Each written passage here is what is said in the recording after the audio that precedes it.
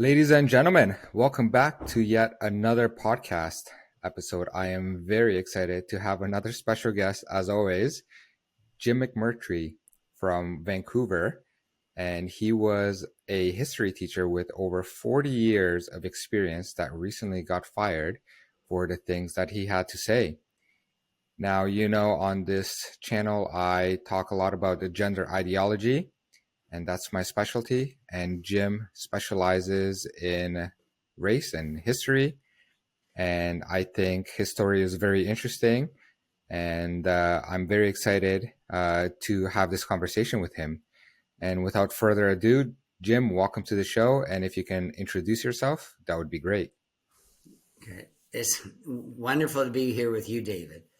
You said I'm from Vancouver, and I am, but originally I'm a Toronto boy. And I come from a family that some people know of because my father was a politician and the Chief Justice of Ontario and other things. Anyhow,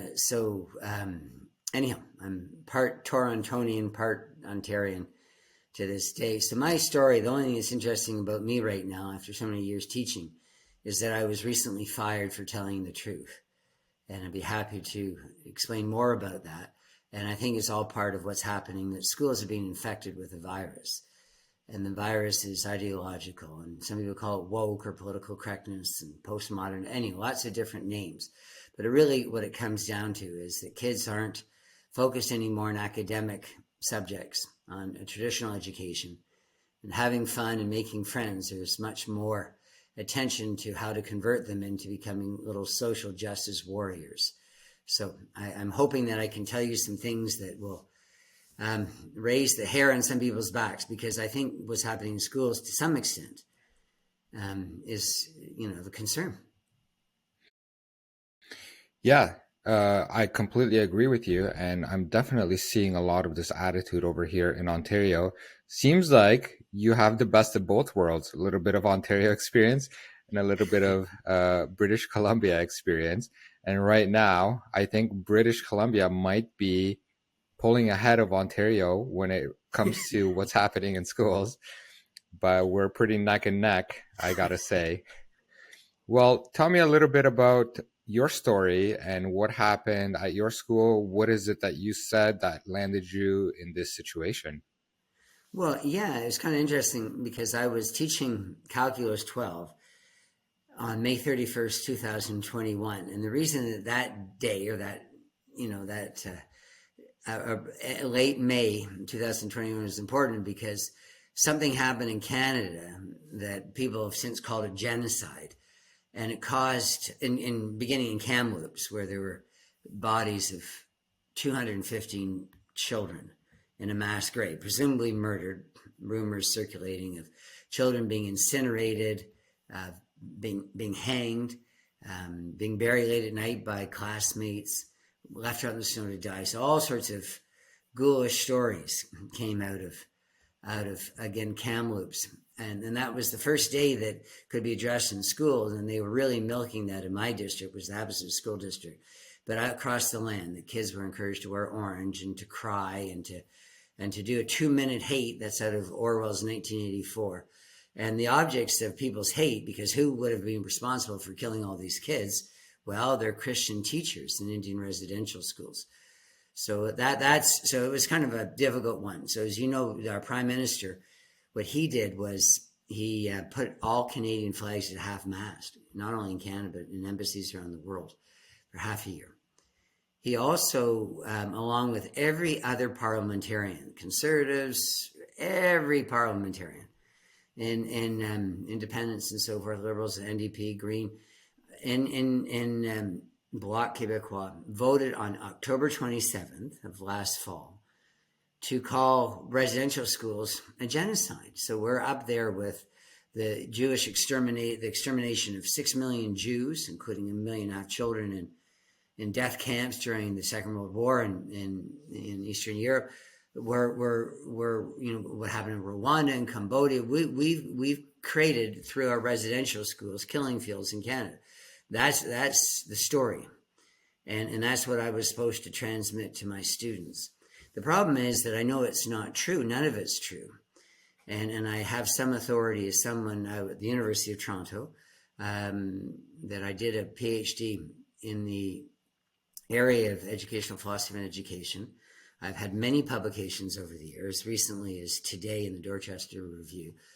I've taught for, is indicated, for 4 decades. So I don't feel, and I've read a ton of books, and I don't feel that I lack historical insight, but my employer does. And I would think that's true of institutional leaders right across our country, because Canada didn't commit a genocide. Far from it. Canada in Indian residential schools tried to educate people. If the intent was to exterminate them, I don't know why a lot of money was spent to educate them and to put them in schools. And those that were put in residential schools were in the West, in the northern parts of Canada, because it wasn't easy to provide day schools. Day schools would have been a lot cheaper for everybody, because the government didn't have much money 100 years ago. So it was a desperate attempt, I think, somewhat desperate, by our government to try and help and not to annihilate. So what I said that infamous day for me was that when students were staying in the classroom, because everybody was supposed to be talking about that. In my Calculus 12 class, I had to stop talking about math and focus on this terrible, mass murder, the worst crime in Canadian history. And I said one thing that was off script, and that was that my understanding was that children who died in residential schools, while enrolled in residential schools, did so mostly from disease, particularly tuberculosis. That's all I said. In fact, many of the children that died in residential schools didn't die at residential schools. That's misinformation. They died in the local hospital because they're contagious and they needed treatment, or they were nothing could be done for them, and they were sent back to their community. Anyhow, the story is apocryphal, false. It's a lie that Canada, for some strange reason, wants to peddle to dictators around the world who have created genocide, most recently Putin and what he's doing in Ukraine. So it's just really peculiar to me that Canada would lie. And I, as a teacher, I just can't do that. I can't talk about history in a way that's false. That's in bad faith. That's, to me, it's professional misconduct. And yet by not lying, I was charged with professional misconduct. And I haven't taught since. I haven't taught for 2 years. Yeah, this is a very interesting situation, and I'm not sure why Canada and the leaders of this country are peddling this lie, because it reflects really bad on the country as a whole. I remember when the news story broke and they released the ground penetrating radar images, my first instinct was, how can you tell these are dead bodies and graves? Because it just shows there's disturbances in the soil. So right off the bat, I was very suspicious about what was being presented, especially because nobody dug anything up. It seems to me that this was all that was needed, just a claim with no proof. And as soon as they had the claim, they just ran with this genocide story. And for the life of me, I can't think of who thought this was a good idea. It put Canada on the international scene, right, with genocide and just a very bad look. And I think that would have, the smart thing would have been for the government to say, look, we haven't dug anything up. These are just all claims and accusations, right? But instead, they just caved right in. And it doesn't seem like there's any requirement for proof. It seems like anybody can say anything, and then it's just taken at face value. And because of this, I have a really hard time trusting anything that comes out of the government, and lately that comes out of the education system, because it's very hard to know, especially for people like myself who are not historians. You have 40 years of teaching history. I certainly don't. And a lot of other parents don't have that much. So when they hear this alarming news, what is there to do? It's hard to believe it. And I was up in Ottawa when they had this display of remembrance around over there. And of course, I'm not uh, saying that killing kids is good or anything. I'm just saying I don't see any evidence for this claim. And ever since I saw this kind of habitual uh, storytelling where, like I said, they just make things up. And then people all over started to talk about these graves and, oh, we're finding them here, we're finding them here. And in my opinion, uh, I feel like if this turns out to be true, I don't even know if people will believe it because it's like the boy crying wolf too many times. So don't really know if we're doing anybody any favor with peddling this kind of stuff. What do you think is at the core of this? Well, that's an excellent question, and I really love what you just said, David. I think one of the points that's important is people are taking it at face value, just like kids in the classroom are to some extent taking things at face value. Now, kids, let's go really young kids. I just use this as an example. So I've gone in front of, let's say, teaching math, for example, little kids, and my joke is I like to teach math because I like to make the little things in life count. So anyhow, let's say I'm in there one day with little kids and I say to them something, and I've done this before. Boys and girls, I'm the best teacher in the world. And what the kids will say to me is, no, you're not, Mr. McMurtry. You're not. And then I say, no, really, I am. And then the kids will say, well, show us some proof. And, anyhow, I don't believe you. Anyhow, so my point is, kids, even at a young age, are taught to have their BS antennas up. They're taught to be critical thinkers by parents, just for mere survival. They've got to think every time they cross the road, every time a stranger comes toward them. And so why is it that people, first of all, even believe this stuff? And I think it's because it is so hammered into people. And by our schools, and we're going to come a little bit later in the show. I know we're going to talk about gender ideology and some of the falsehoods that are being pounded into kids now. But so coming back to the grave things, the students in the class believed everything that was in the media. Why not?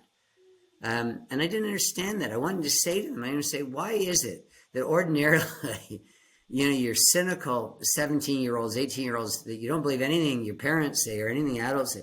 Why are you believing this genocide story that Trudeau's trumped up? I think Trudeau does this because he wants to dance upon the world stage and with all the others and talk about how bad everything was. And look at us now. We, the new leaders, are going to make things so much better, particularly for all those who have been victimized or aggrieved or left behind by history. Of course, they don't help anybody. All Trudeau's managed to do in this particular issue is to falsify history, and it's led to a lot of churches being burned across Canada. And when Trudeau's confronted with that, what you're saying is not only false, Trudeau, but it's causing a lot of people on reserves to burn down Christian churches on and off reserves. And part of his response was, well, I understand the anger. And that's kind of interesting because when trucker rallies went to Ottawa, he didn't understand their anger. He said the opposite. He called them Nazis and racists and misogynists and that they were doing a disservice to memory and truth. So I can't understand our leaders, not just in the government, but of all institutions, because they're buying into this stuff. So just before ending, I just need to say, really, coming back to Kamloops, in the last 2 years, because I've been out of work. Again, I feel a very qualified senior teacher, and I've won 2 teaching awards, and I was a principal at the age of 33 of a junior college. Like, I'm not someone who has had just a spectacularly terrible career. So it's surprising to some people that they go as far as fire me. But what I'm doing is saying something heretical. And sadly, what is heretical in the school system today is just simply telling the truth. And I wanted to make sure it was the truth. So I talked to lots of people, lots of professors and lawyers and police officers, all sorts of people who are journalists who are associated with this story. And to this day, they all are saying to me, anyone who's informed is saying there's no graves. They never found any graves.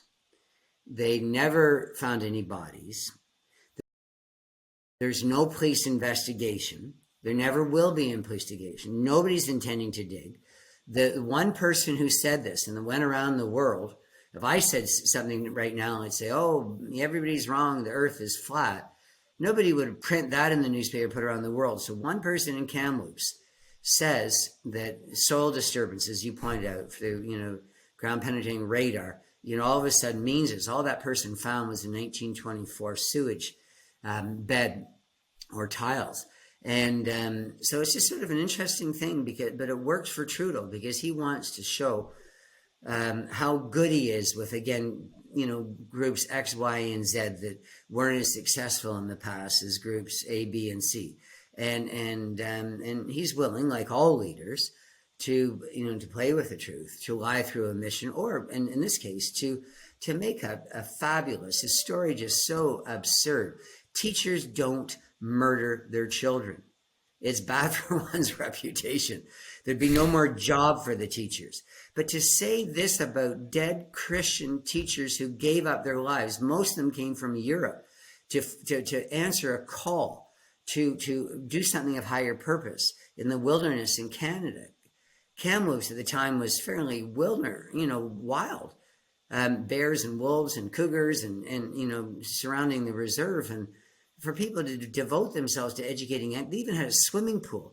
They had grad events. They had sports teams. They had all sorts of regular things to try and make life good for the kids.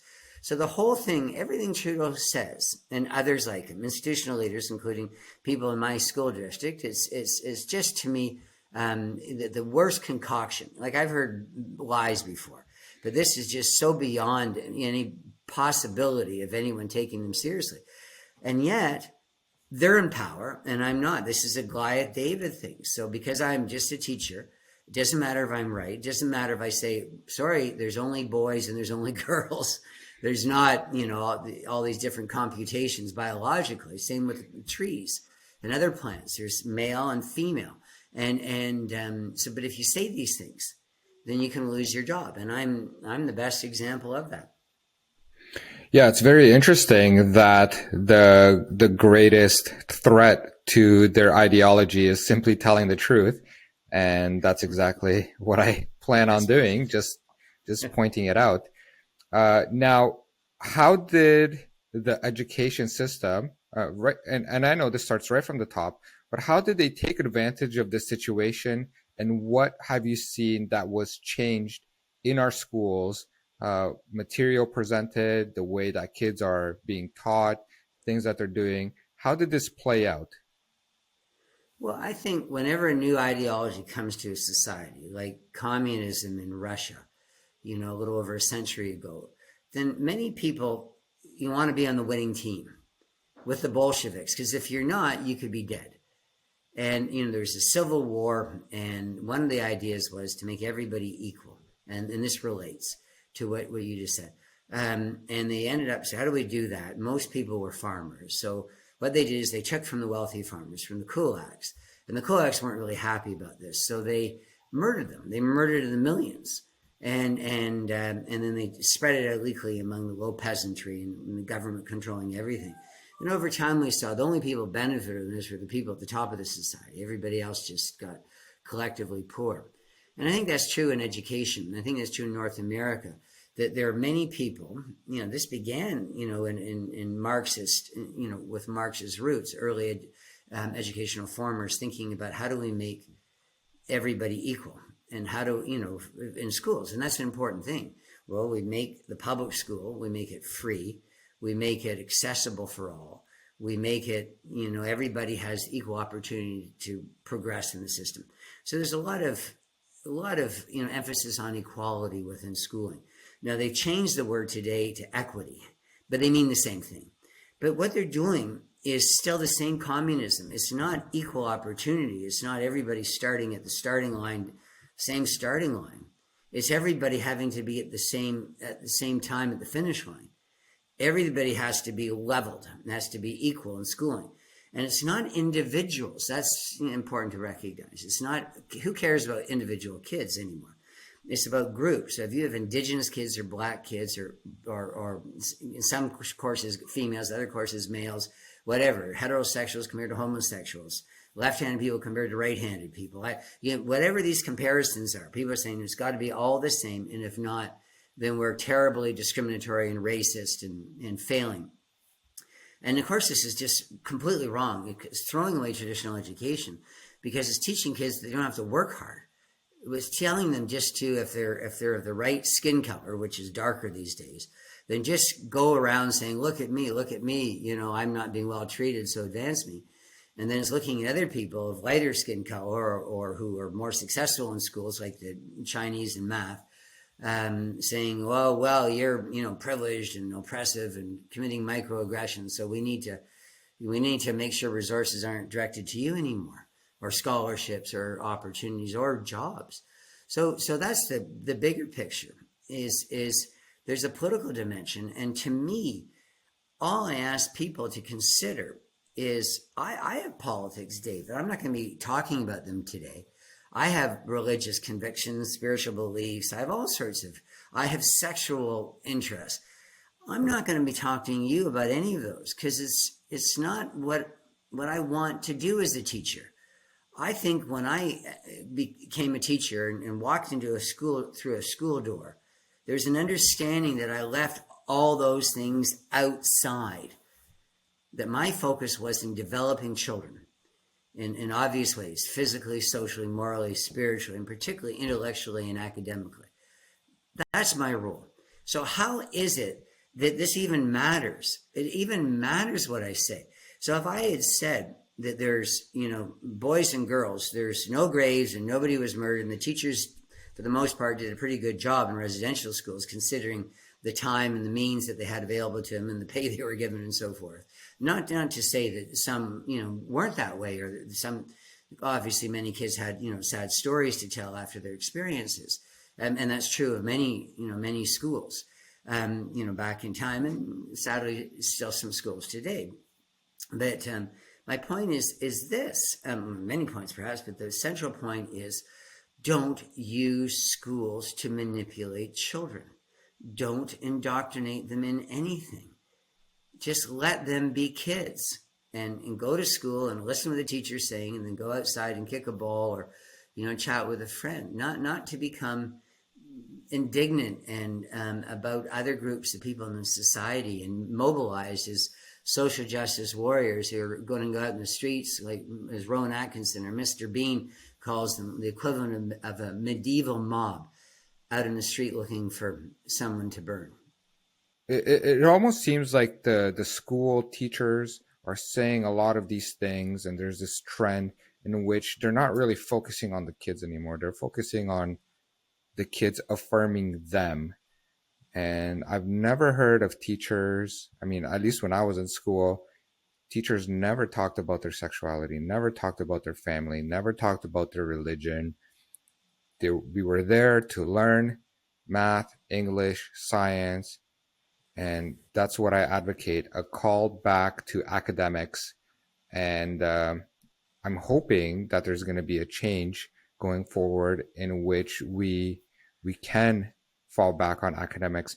Do you feel that we are moving in the right direction, or do you think that we're in this for the long run? We're still heading downhill. What do you think? Oh, I think it's very scary. I think it's that, again, that I lost my livelihood for telling the truth. So you're saying you're focusing on academics, and so am I, but I'm going to reword it a little bit differently. If in front of my students I hadn't said what I did, the kids died from disease, and I actually said, no, they're murdered by their teachers.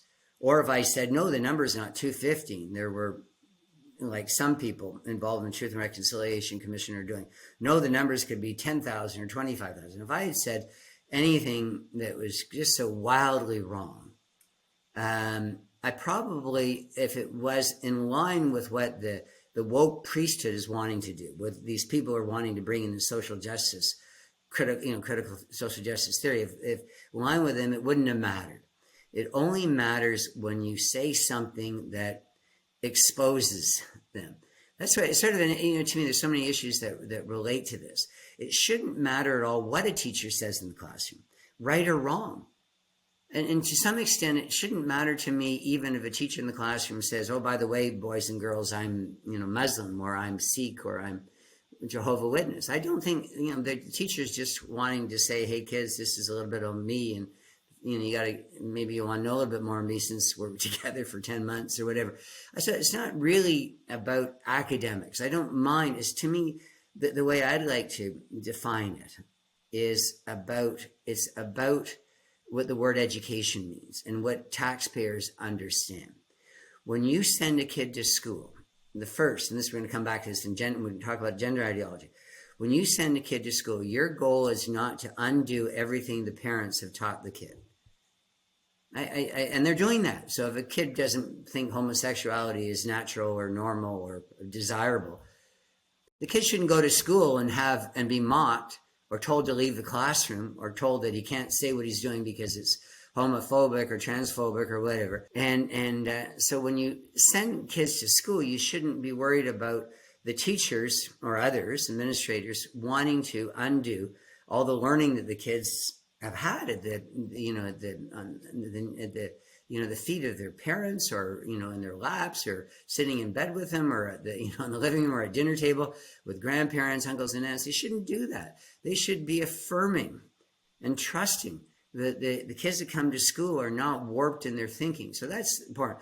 But more essentially to me, in a classroom, kids, whatever their thoughts and experiences and attitudes, or whatever they represent, or lived experience, whatever it is that's them, that should be okay in the classroom, because my job is to build up every child. And the word education is to develop and to lead out and to make them feel as though, they're going to be better prepared for life ahead, and they're going to be able to manage. They're going to have trust and confidence in themselves. All this talk about schools about, kids, not being able to do things and needing safe spaces and just not being able to go forward and being depressed and, suicidal. They're real. There's anxiety is one of the biggest problems in schools. And you go, well, it's because it's being fomented. We're not doing the right thing. We should be saying to kids in a classroom, you have a right to say whatever you want. You have a right to be whatever you want, within the limitations of the law, of course. You have a right to express yourself on any sensitive subject. You have a right to a teacher who is going to focus on, as you said earlier, on academics, because that's what's important to you. You're going to need to know how to do an essay and how to do long division and how to do, how to make a budget, or, and maybe sew, or I don't know, something in woodcraft, or stand up in front of a crowd. All these things that we do in school, these are things you need to know. What is the value of taking kids in a class, not only, as you said, of making kids like them, which I think is horrifying, but the idea that you're imprinting on kids that what's important in a school is memorizing the colors of the pride flag, or memorizing all these absurd pronouns. And with the colors in the flag flag and these absurd pronouns, which take up a lot of time, or learning the different sexual practices of bisexual as opposed to heterosexuals or transsexuals, or and all this stuff about, oh, by the way, every boy, make sure that you're not, suffering from, gender dysphoria, or are you sure you're this? Are you sure you're that? Like, instead of doing all this stuff, it's not a teacher's place. Just go back to what we were doing, which is saying, boys and girls, you want to be educated in a traditional sense. You want to know how to read and how to, how to make an argument, and how to be with your neighbor, and how to be a citizen, and how to have the skills that someone will want to hire you for, and how to hopefully, solve some of the world's problems one day in a personal way, whether it's sustainability issues with regard to our environment, or being against, poverty in other parts of the world, or war, as we're seeing in Europe. This is what we want to do in the classroom. It's just so broken. And I don't blame teachers, because, David, I'm a teacher myself. And teachers are under tremendous pressure right now to run up the flagpole any new idea. And when I was a younger teacher, someone came up with the idea, someone sitting up top being paid hundreds and hundreds of thousands of dollars, a superintendent or someone in the faculty of education, or maybe someone in the ministry of education, would come up with the dumbest idea imaginable. And back in my day, it was someone said, let's throw out all the spellers and only have whole language instruction. Or let's knock down all the classroom walls so kids aren't divided into little, egg carton classrooms. And with the latter one, they did that. And I was once in a school where I couldn't teach because all I kept hearing was the other teachers teaching to their kids. Like it was just like teaching in a hockey rink. There's just so much noise. And so that didn't work out. But of course, anyone with any sense would have been able to say right away, that's a bad idea. But that's not how it works in the school system. The people at the top aren't accountable because they have all the power. It's an abusive relationship with teachers. That's what I feel it is. Because the moment a teacher says anything to his or her employer, again, whether it's principal or superintendent or minister of education, as soon as they say anything that goes, well, I don't think this is such a great idea, which is, and then there's so many things now that are completely bonkers. The one most upsetting is when they're talking about, sexual acts with kids in kindergarten, grade 1, and the kids come home and I'm hearing this and asking questions and showing that they're a little bit emotionally disturbed by it all. But I'm blaming the people who come up with this stuff. And it's still this equality or equity stuff, this idea, how do we make transsexuals equal to heterosexuals in our society? How do we make two parents of the same sex the same as parents of opposite sexes and, the nuclear family? So the idea is we'll get the kids in school because they're so easy to manipulate. That's what we'll take advantage of them. We'll do what Hitler did, Mussolini, and all others through time with evil intent. We'll go after the children. And that's what they're doing in schools. They're going after the children. And I just think it's absolutely wicked because parents aren't watching close enough. If they were, it would end in a moment's time. Big parents will be standing up and saying, are you kidding me? But it's not happening because schools are so insulated. And then there's the poor teacher in the classroom going, well, I don't want to be teaching this stuff. But if I don't, the principal isn't going to be happy. If I don't give marks to this kid because that kid is of this skin color, or this race, or this gender orientation, then, the results, it might not be what the principal wants. And the principal's thinking, oh, this may not be what my superintendent wants, so I better make sure there's more of this happening. And it goes right up to the politics. So they're trying to make sure right now that every single kid graduates, and single kid graduates thinking like a social justice warrior, like someone who is thinking Canada is bad, parents are bad, the nuclear family is bad, capitalism is bad, Christianity is bad, white people are bad. It's just a big, distasteful soup of indoctrination. I find it very interesting, you as a history teacher, reaching back in history and looking at these horrible moments and drawing parallels about the things that they were doing and comparing them. I think anytime we do that, I think we're in trouble with the things that are happening right now because we are seeing a lot of the same behavior that these dictators did in the past. And I don't think it's any different right now. And I'm thinking all of this diversity, inclusion, and equity is really new words for conformity. And if people don't want to conform to the ideology, like you didn't want to, then you're out of there. And I know in our school system, they put out a strategy report, no mention of any academics. It was all based on gender ideology and all based on critical race theory, even though they didn't call it critical race theory in Ontario, but it was all based on that, hierarchies based on color of the skin. And that's what they're focusing on. And the director made an announcement with this and said, anybody can move up and down this hierarchy. And when I saw it, I found it very interesting because ironically, he moves up when he has something to say, and then he moves down when he gets criticized for the things that he does.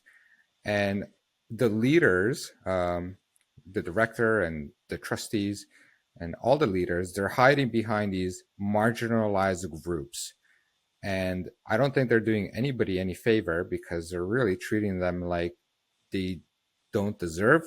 They don't have the mental capacity to succeed, and they're treating them like children. Like, hey, listen, I think what you need to deserve is, I think what you need to succeed is if I help you out. It's not doing anybody any favor. It's pissing the people off that are being neglected and sidelined, and it's treating the other people like they don't have a brain and that they're dumb and that they can't think. And one of the things that I've noticed the school board doing is they bring in groups of people or organizations to speak in the school about these subjects. And I think this is how the school sometimes washes their hands of responsibility and sin, because they'll have somebody come in and they'll have a presentation, and then when they're questioned on it, they're like, oh no, we didn't say anything, we didn't do anything. But they're having other people who are not part of the school system, other organizations, come in and basically further indoctrinate the kids. Have you seen any of that stuff coming in the schools? Well, I am just listening to you. I'm just delighted that you're not a teacher, but you see it and you care and you're doing something about it. And that's what I'm kind of hoping that our time together is going to create in some small way, that there are people out there that are going to become equally concerned.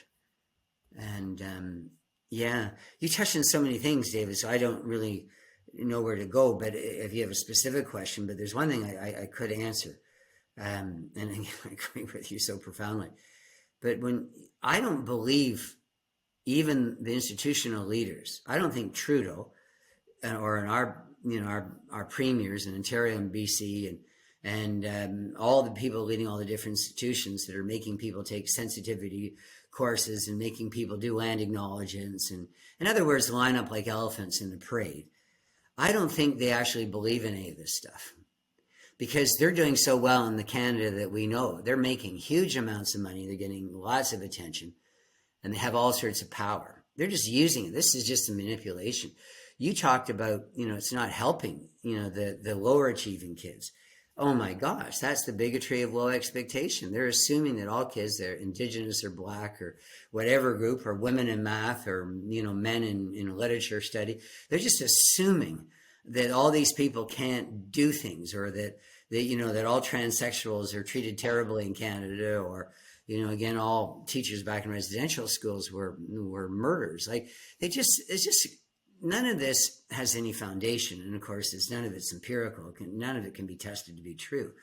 I think there are many Black and Indigenous children who are incredibly gifted, and I think it's wrong for them to be told that they're less able in the system that's in place right now to achieve. It's of course it's absurd.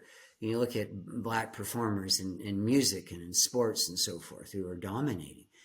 And Indigenous people very accomplished. All sorts of Indigenous people very accomplished in many roles in our society. So I don't think people who do this stuff really even believe it. I don't think they're sincere. But if they did believe it, of course, that would be worse, because to me it's just so dark. And the worst for me is watching the children of European ancestry, the white children in a classroom, and saying to them, again, you're oppressive and you're privileged and you're committing microaggressions and you're just bad children and your ancestors were all bad. They're doing that. They have oppression wheels. It's the victim Olympics that are now in schools, and it shows people. So if you're wealthy, you're an oppressor. If you're, again, obviously white and male, you're an oppressor. If you're young, you're an oppressor. If you're Christian, you're an oppressor. And if you're other groups, and you're a victim. Well, the reality is none of these kids in a grade one classroom are oppressors or victims. They're just kids who want to make it in this world and want life to have some meaning and joy. And we're robbing them of that by trying to make them, long before they're ready, long before, into something that is just so abusive. And I'm not even talking about the extreme stuff. I haven't mentioned that there are high school kids and middle school kids who are being taught by teachers to take, encouraged by teachers to take puberty blockers, to change, to have their breasts and genitalia cut off. I've seen that. In recent years as a teacher, there's rarely a class that I'm in where there's not a child transitioning.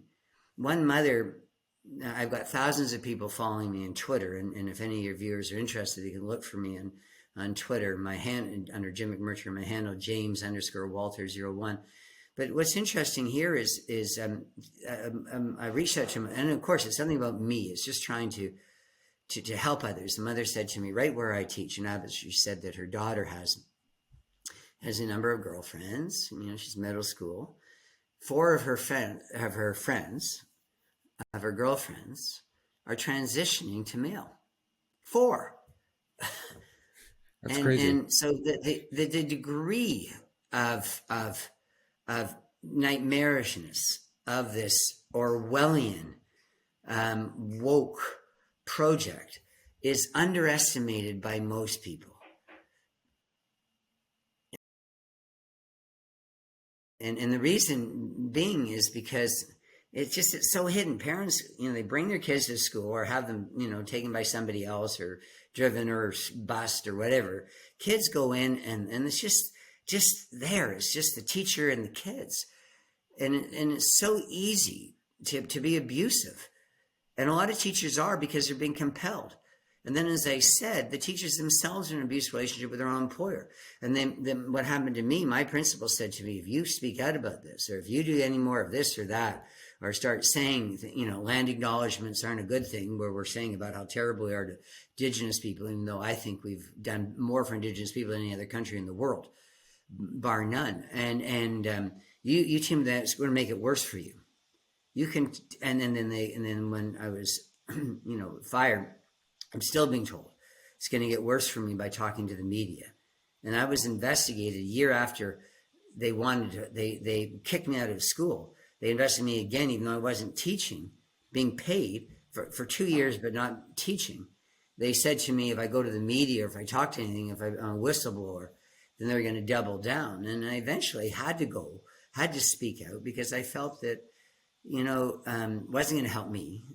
And it didn't, because I'm fired.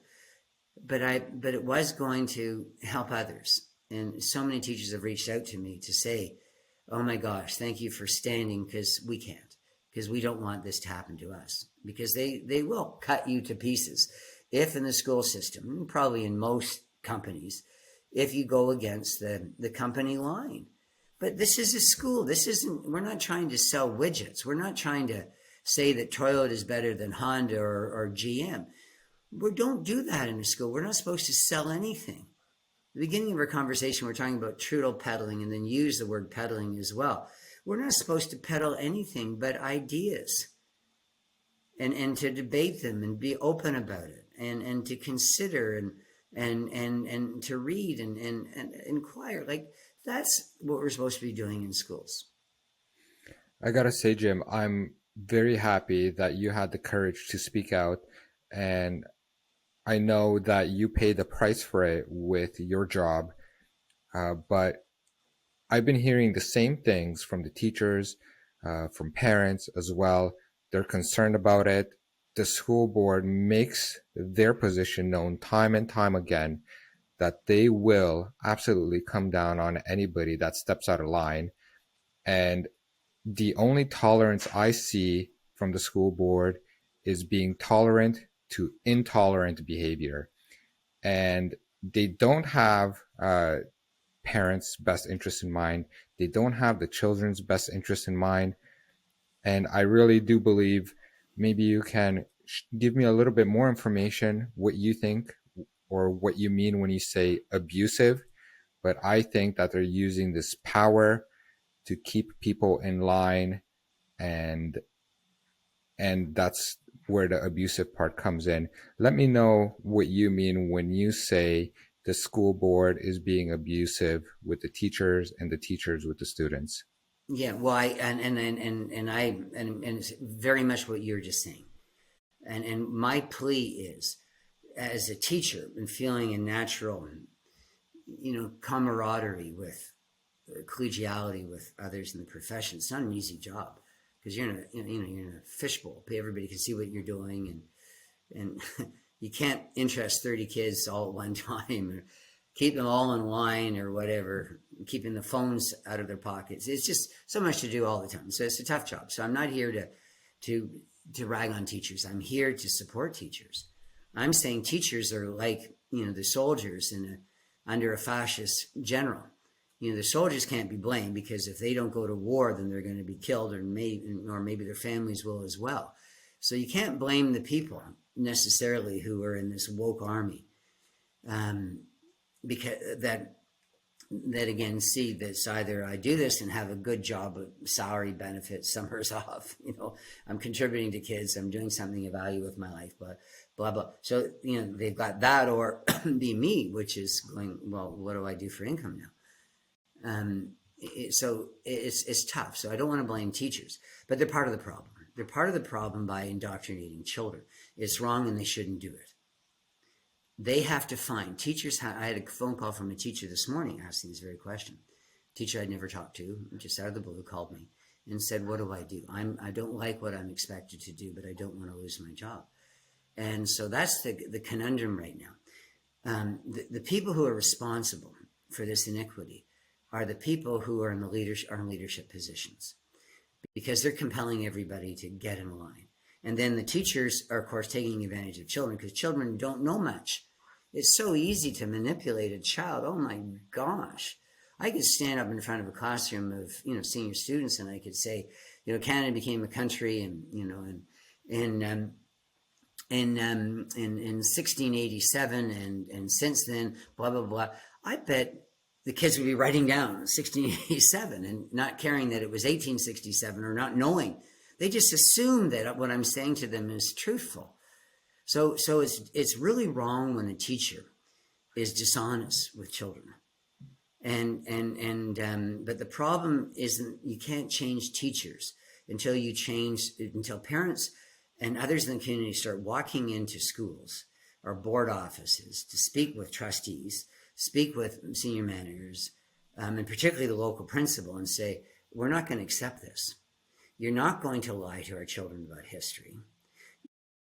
You're not going to groom my child into some sort of sexual deviancy. You're not going to make my child memorize nonsensical things. You're not going to ban Dr. Seuss and Roald Dahl's The Charlie and the Chocolate Factory and all good literature, children's literature that I read when I was a kid. You're just not going to be able to do those things. My kid's not going to stand for land acknowledgements. He's not going to listen to it every day. It's a waste of class time. It's just true. It's again, it's untrue what they're saying in these land acknowledgements. I don't want my children to come home and just say, oh, does that mean mom and dad, we're going to lose our house because we're on somebody else's land? I just think people have got to say, like in the movie Network, long ago, I think that was late 70s, we're mad as hell and we're not going to take it anymore.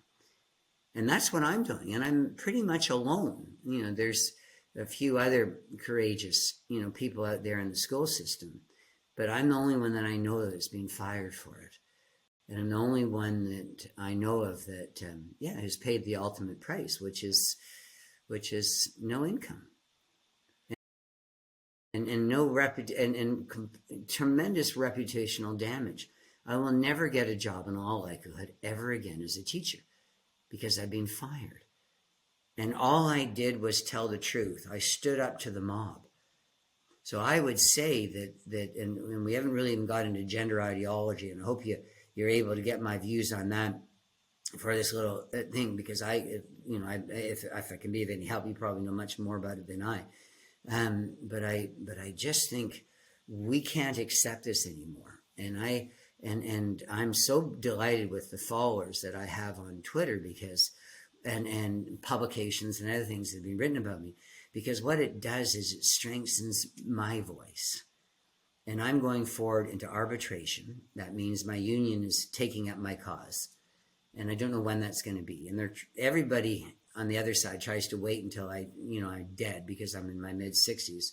That's been the strategy with me for 4 years, is wait till he dies, and then we don't have to worry about him anymore. We'll pay him, not have him teach, but pay him till he retires. But I think I'm in a unique position because I've lost my job already, so I have nothing else to lose. I think I have a good pedigree in being a teacher of long date and so forth.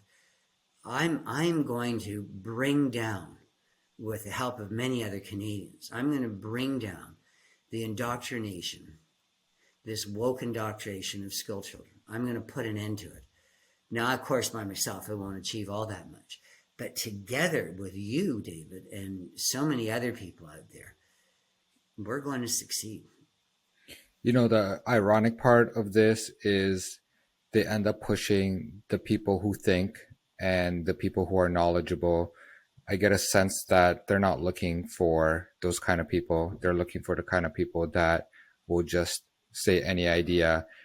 And in a way, you've gained the freedom to speak about what is really happening. And I think that is something that feels good. I know it feels good. People ask me as well, David, you should run for trustee. And my thoughts on that is I can say anything I want right now. I can criticize them if they're not in line and I'm not being held back in the things that I can say. And I can get my points across as well. And I think you're in that position as well. Yes, Jim, before we wrap up, I would like to get your thoughts on gender ideology as well.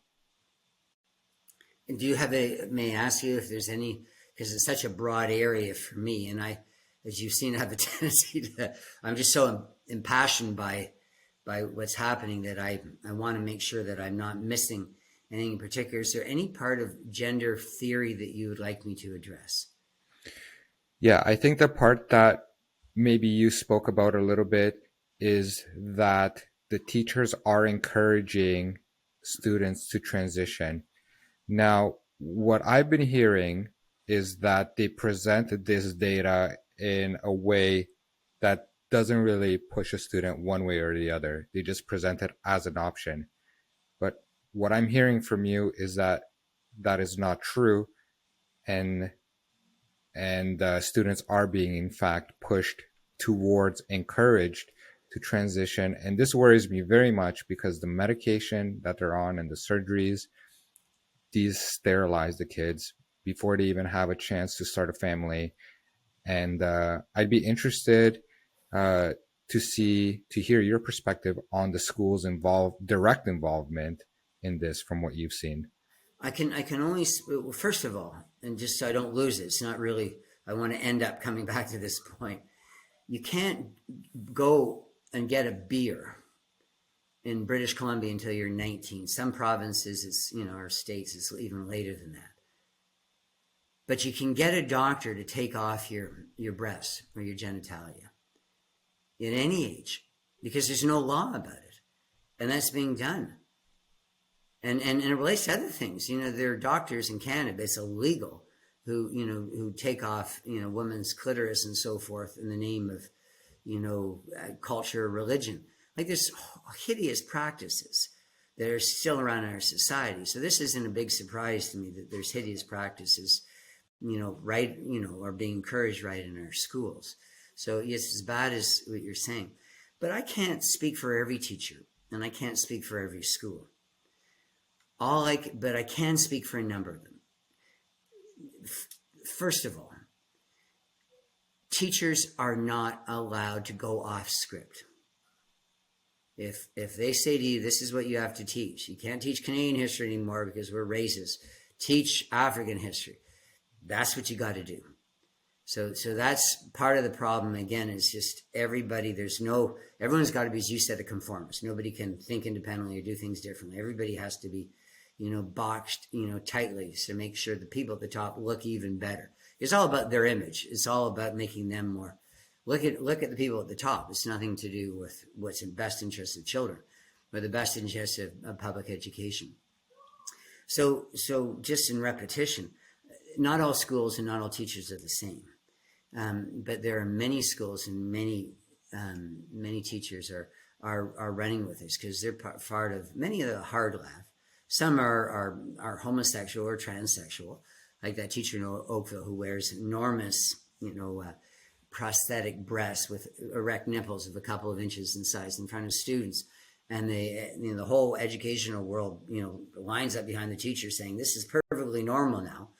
And then I say, mention one historical fact and I lose my job. So it's just sort of upside down. But what's happening is I shook my head a little bit, David, because I know it's not your position, but I don't agree with anybody who says that kids are being able to have a number of viewpoints. That's not true at all. First of all, it's absurd anyway, because kids should not be talked about what transsexuals are or how homosexuals have sex in grade 1. And there are books that are in their libraries or in their classrooms and posters and all sorts of things that show sexual positions. Elementary schools, I've seen it. So it's just absurd and frightening. But to me is if they're arguing that kids are being told that, yes, you can be heterosexual and you can have children and you can be part of a nuclear family and capitalism, isn't a terrible thing. Any if they're saying what we know is normal, is still okay. But also, here's another option. You could change your sex. You could love your own sex. You could, do it this way and do it that way. So they're saying, well, the kids have options. Well, so fundamentally, they shouldn't have options because they shouldn't be taught this at all at that age. So the first thing is just get it out of elementary schools. It's just kids are way too young. And then the next point, the second point is be honest about the fact that if you're going to do about anything of an element, be honest about what is actually happening. And what's actually happening, and there's only with many teachers in many schools, there is only one perspective. With me in a high school, there's only one perspective. Christian teachers in Indian residential schools murdered 215 children, Kamloops, and tens of thousands in other schools over 150 years. So that's the one line I have to, follow, the tightrope line that I have to balance on or I lose my job. In elementary schools, in so many elementary schools, teachers are having to put up these posters, pride flags, and explain to kids what all this crazy stuff is, because it's crazy to me that we're wanting to introduce notions to children that aren't part of their consciousness and shouldn't be at that age. If a child is naked, as a baby at home, they should be thinking, just being a baby. They shouldn't be thinking, oh my gosh, look at this or look at that or what I could do with this, or I'm wondering if, it's just so bizarre that they're going after the kids. But again, the second thing here, answering your question, is it's not true. It's a lie. Kids are being force-fed stuff in schools. Force-fed, as I said, about residential schools being terrible, about white people being terrible at the high schools and all that other stuff. Capitalism being terrible. We need to have communism. But in the elementary schools, they are being force-fed. That there is nothing normative. There is nothing that is of value in a regular family arrangement or in regular sexual practices. They're being taught, they're given a smorgasbord, to use your word, of options. And they're saying to kids, by the way, you might not have thought of this, boys and girls, because you're only 6, but well, why wait till you're 18? Hey, here's all the options, and this is how they do it, because the kids ask questions, and it's in the literature. In BC, they have something called Soji 1, 2, 3, and it starts right in kindergarten with stuff I'm going, oh my gosh, I don't think I would have ever brought that up in a senior high school class when I was a kid. And it's just, so it's happening. And if anyone says that it's not, they're liars. If anyone says that they're given, weighing different options, well, guess what, kids, you can be this or you can be that. You can keep your genitalia or get rid of it. Or they're lying, and they're also trying to distract us from what the basic point is for both of us. Get it out of the schools. Go back to what we did in schools, which is to excite them about writing and reading, about expressing and learning how other people have gone through life, walking in the footsteps of those who lived long ago, and I don't know, in the jungle, or paddled a canoe, like Simon Fraser did along the Fraser River. I just, there's so many things that we can do with children, and I just think what we're doing right now is criminal. It's actually criminal, because I think you're trying to not just you're grooming, and you're trying to get kids to become not just like you. You're trying to get them part of a dark cult, of a religion that I think is ultimately destructive for children. I completely agree with you. And as we wrap this up, Jim, is there something that we did not talk about that is on your mind that you think people should know, something that you've experienced that you would like people to know? There isn't, and that's because you're such a good, you've been so wonderful with me, because you've allowed me to speak, and you so I think you've allowed me to open up and say everything that I wanted to say, and I wish that's what schools were like. The moment you begin to say anything, then you go, oh my gosh. Teachers don't even go to staff rooms in many cases anymore, because you don't know who's going to report you for saying the wrong thing. It's like in 1984, the little children, you're really nice to meet, because you're not judgmental. You're only supportive of me. Thank you. I think if there's other teachers like you, I really do appreciate the bravery and the courage. And I'm sure, I don't know if you think of it in those terms, people told me that about myself, like, you're so brave to speak out. But honestly, I don't even know if I think about it like that. I just can't stand the lies, and I'm not an activist. People say, are you an activist now? I'm not. I'm just a father who's concerned about the things that are happening in the schools, and I want to talk about it. And I am very, very grateful that there are people out there like you, I guess people like me as well, because we are having this conversation. We have a lot in common with how much we value the truth, that are willing to put their money where their mouth is, and to say enough is enough, and this is what's actually happening, and this is what the kids are going through, this is what the teachers are going through. And at the end of the day, I don't think anybody is benefiting from this except the people at the top manipulating people's emotions so they can get the outcome that they want. Jim, once again, thank you so much for coming and for having this conversation with me. I really appreciate your stories. And I just wanted to say to all the teachers out there who listen to this, I really do encourage you to start thinking about speaking out as well. And as Jim said, it is pretty risky about it, and we all understand the risk. But at the end of the day, I like to think that they can't fire everybody. And if they're putting people on payroll while they're waiting to an investigation, I think the powerful voices are from the teachers standing up within the schools and saying, we're not going to have it anymore. And I also encourage parents to look into the materials. I have a bunch of podcasts and videos that explore the policies, the practices, the procedures that are in the school. You can read for yourself. You make up your mind. You're smart enough. You can check out the school books as well, and see if this stuff is appropriate. Once again, Jim, I'm very happy that you came on. If people want to get a hold of you, where can they do it?